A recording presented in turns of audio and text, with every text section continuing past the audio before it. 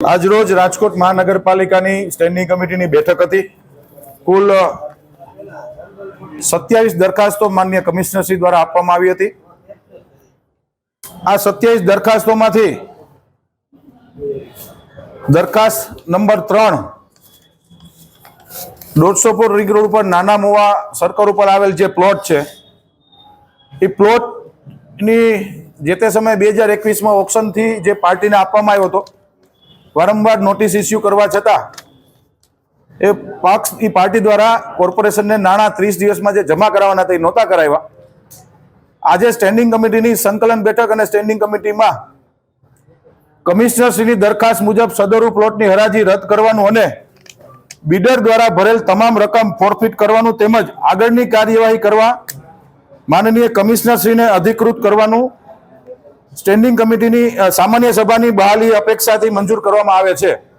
આ પ્લોટની માં જે ડિપોઝિટ ભરી હતી અને આ પ્લોટની હરાજી રદ કરવાનું સ્ટેન્ડિંગ કમિટી આજે નિર્ણય કર્યો છે। 41 નંબરની દરખાસ્ત પેન્ડિંગ રાખવામાં આવી છે। દરખાસ્ત છે 40 નંબરની દરખાસ્ત રાજકોટમાં વોર્ડ નંબર 8માં આવેલ ડીઆઈ નેટવર્કમાં પાણીના મીટરો છે આજથી 3 વર્ષ પહેલા નાખવામાં આવ્યા હતા।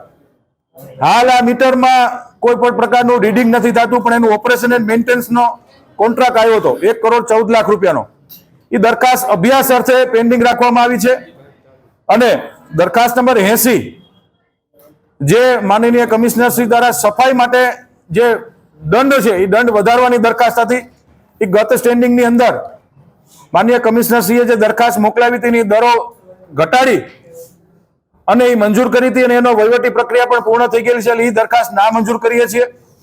કુલ મિલાવીને વાત કરું તો આજે 2 અબજ 62 કરોડ 25,78,490 એટલે કે 262 કરોડ 25 લાખ રૂપિયાના વિકાસ કામો આજે રાજકોટ મહાનગરપાલિકાના ભારતીય જનતા પાર્ટીના શાસકોએ પ્રજા સમક્ષ ખુલ્લા મૂક્યા છે।